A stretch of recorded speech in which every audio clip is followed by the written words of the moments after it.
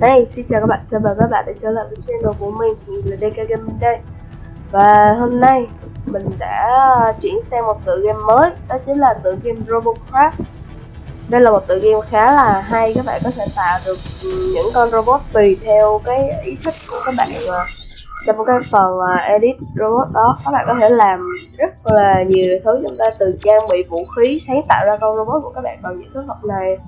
Đó, đầy đủ mọi thứ luôn. Ok, và tin vui là những ngày trước thì mình đã sáng tạo ra được một con flycam. Con này chỉ fly thôi chứ không có cam, và mình gọi con này là flygun. Các bạn có thể thấy nguyên một dàn súng đó, súng như này với lại súng trên này, rồi một cây súng này để phá trụ. Cái game này thì chơi nó cũng khá là đơn giản thôi. Ok, giờ sẽ chơi vào sẽ chơi cho các bạn coi. Bấm play chơi màn nào nha. Lên rồi battle area đi. Ok,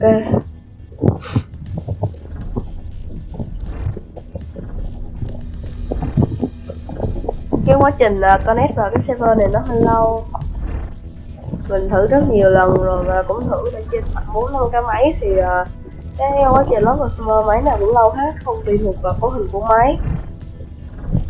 Game này cũng khá là nhẹ, tập sau mình sẽ hướng dẫn cho các bạn tải cái game này. Game này thì mình tải trên Steam và không mất tiền nhé. Mình nói lại là không mất tiền, các bạn tải free luôn. Game này không mất tiền, các bạn tải Steam về xong rồi các bạn search là Robocraft là ra Robocraft Silent.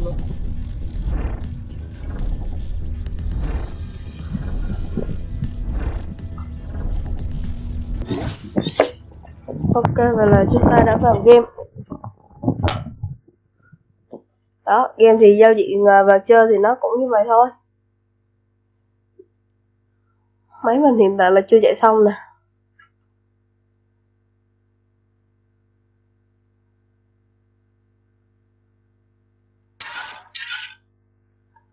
Ok, mình nghe thấy một cái tiếng động gì đó.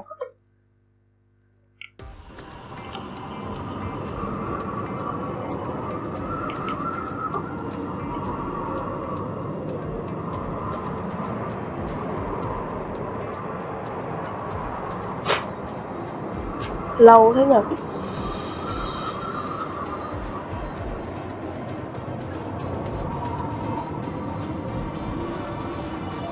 Bây giờ chỉ còn chờ thằng math.a.s và với tôi là chúng ta đã có thể chơi rồi. Nhưng mà chắc cấu hình máy nó yếu quá nên là... Ồ, các bạn nhìn cái Black Power này, nó có khẩu minigun kìa các bạn. Wow, mấy thằng này cho mặt không mình với xìu luôn. Ghê quá, chắc mình phải có tiền mình mua mấy khẩu đó. Trời ơi, thật kia sao máy nó lâu vậy. Các bạn có thể tua qua đoạn này.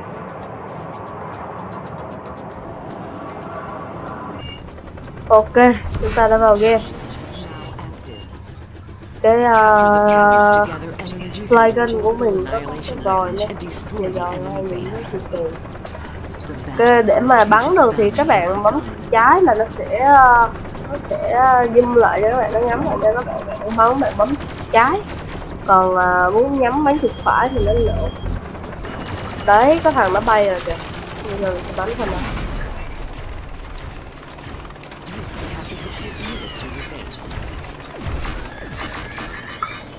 Đó, thế mất luôn rồi. Hay nhờ. Đấy, khi mà các bạn bắn á, thì các bạn sẽ bị mất từng thứ đi và rồi xong thua rồi. Đấy, rồi. What the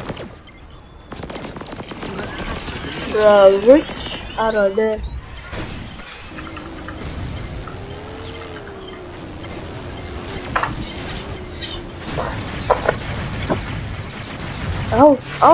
Anh này gì rồi. Ok, chúng ta đã hồi sinh lại, chúng ta thử cái súng. Đâu rồi, mấy thằng đấy đâu rồi.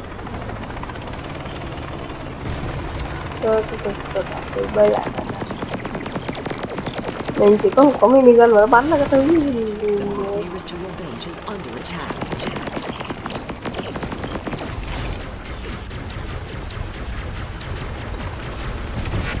đúng giết nó, đúng rồi, đập nó ra. Trời ơi, rồi mình mất cánh rồi.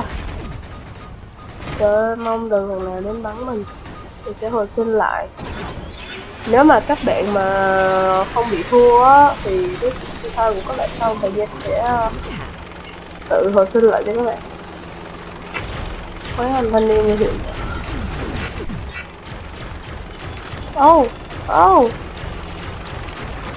Anh ơi, từ từ anh ơi, từ từ em đang test xe súng mới anh ơi. Anh ơi, từ từ anh ơi, từ từ. Em đã test xe súng mới mà. Trời ơi, khổ quá. Đấy, ôi rồi, lệch ngược rồi. Đấy, đúng rồi, đập chết đi, rồi một em. Bây giờ chúng tôi sẽ tới thứ hai. Ôi, em là bắn đấy. À, đó team mình, quên lộn.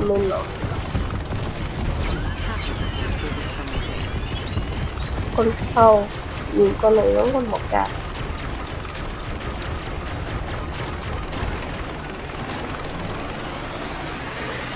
Sẽ về đây để mình cứu ảnh, mình coi có. Ôi, từ từ anh ơi, em đã test khẩu súng. Từ từ, đây có một thằng. Mày chết với bố. Đúng rồi. Đâu rồi, để mình check con.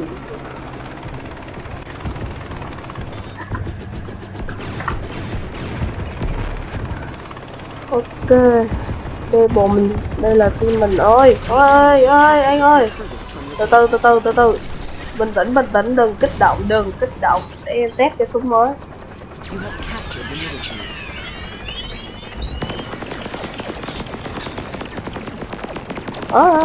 Đây.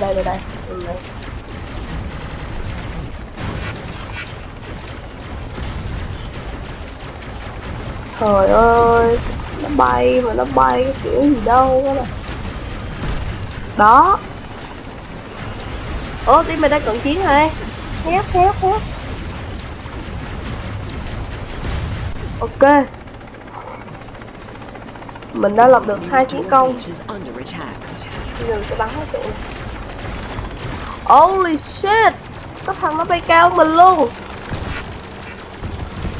Từ từ anh ơi, em đang test khẩu súng mà trời ơi, thua rồi.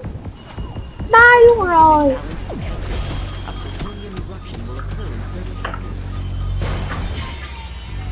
Rồi xong chết rồi. Trời ơi.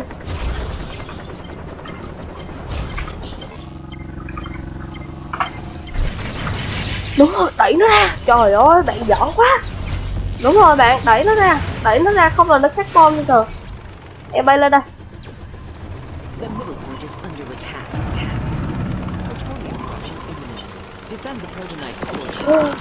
Đi cái chuyện kia thôi.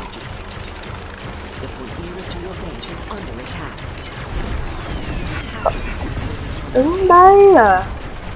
Đúng giờ không thấy. Đúng rồi cưng. Còn cưng này diệt mình nữa, trời ơi khổ quá. Em đang test cái súng mới mấy em bắn em hoài. Em về chủ em núp rồi. Cách chơi và các mục tiêu của cái game này nó cũng khá là giống game Liên Quân, cũng là phá trụ để thắng vậy á.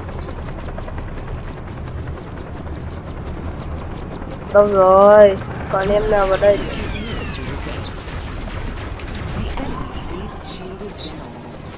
Ok, chúng ta đã có một em Deadbite, em Butterfly, gì giống con bướm. Cơn sẽ bay lại và diệt cho ôi từ từ. Em test cái súng mới của em mà mấy anh làm gì căng rồi.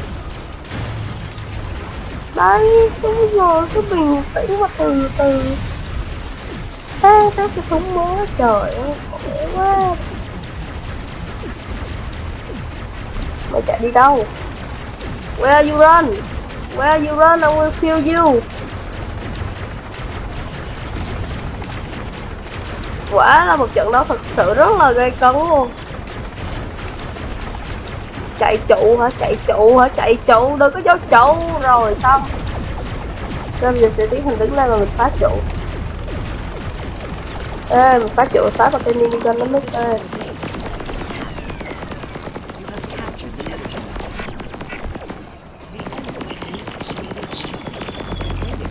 rồi sao mấy em nó có bắn mình nha.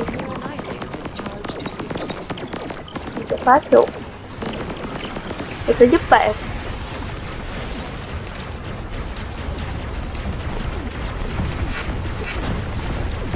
Bay lên, bay lên, bay lên, bay lên. Bay lên. Trời ơi. Moby Killer 101.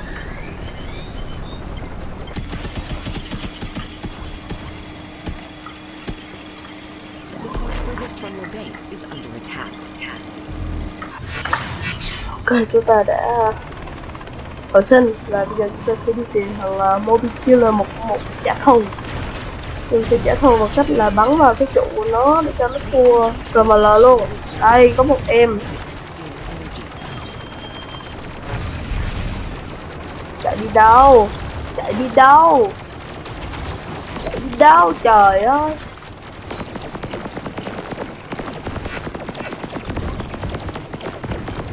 Chạy đi đâu? Đúng rồi. Ơi ơi ơi ơi, bật bánh á. Trời ơi.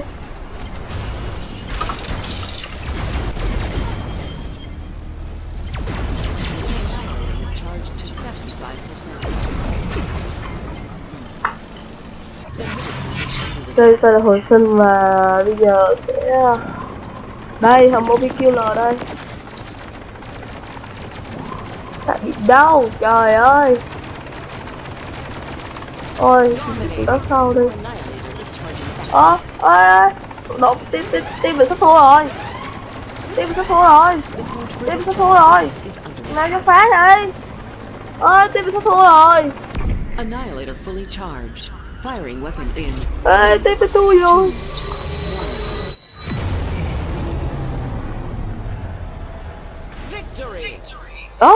Ủa? À vậy là mình là đội đỏ, trời ơi. Mình đứng thứ 3 mình giết được 6 thằng. Ôi sao mấy anh này giết được 1 thằng.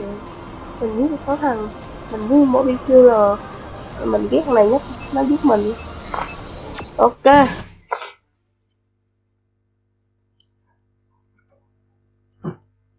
Mình nhớ là từ hồi có lúc mình download cái game này về là mình ngồi mình edit robot xong rồi mình test robot. Tới bây giờ thì tại là trận đấu đầu tiên của mình luôn.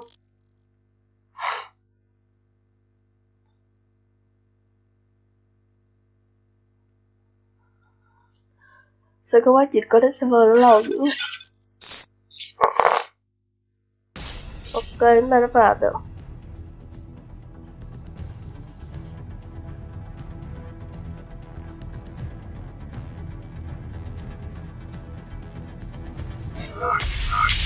Battle Summary. Mình level 5. Mình được 3.000 điểm. 3.000 cái kia. Đây mình sẽ mở một cái dương silver, dương bạc. Cái gì đây? Collect item. Rồi, vậy là xong rồi. Đó thì mình có cái mẹ các bạn lúc đầu vô nó sẽ cho các bạn mấy cái tàu bay ở đây nè. Các bạn thu thập hết đó rồi. Đó. Nè, ví dụ nó cho mình cái tàu bay này, bây giờ các bạn vào edit robot nè. Các bạn xóa hết đi. Các bạn muốn xóa các bạn sẽ bấm chuột phải. Đúng rồi, bấm chuột phải. Đó, các bạn sẽ xóa hết.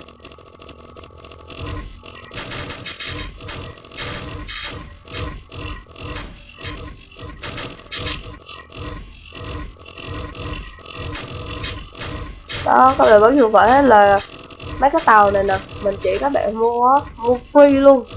Bạn đâu ra về mua free luôn. Lúc đầu cho nó chơi các bạn mấy cái tàu á. Đó thì bây giờ là mình sẽ thu được thêm vài khẩu súng này, 4 khẩu súng nữa.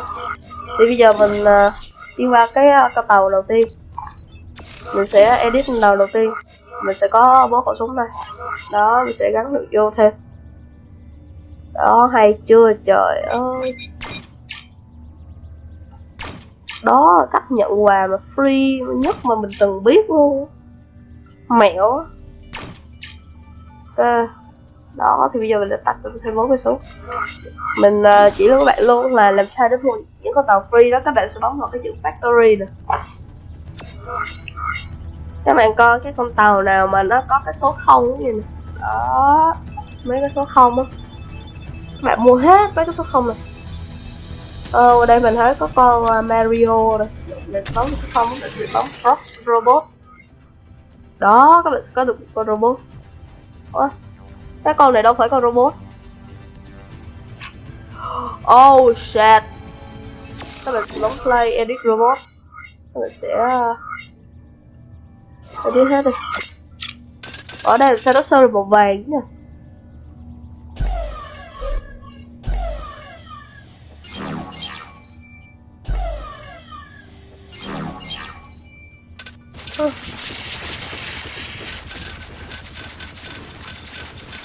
Đó.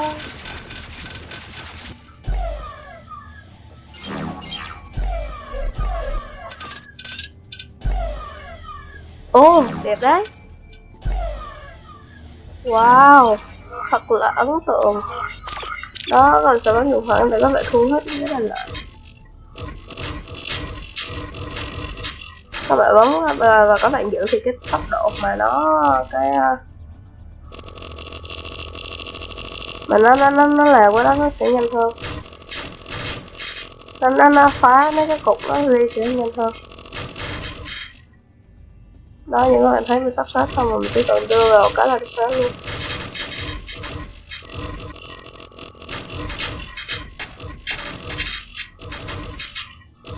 Đó, và các bạn đã thu lại được cho mình một đống chiếc loại phẩm này.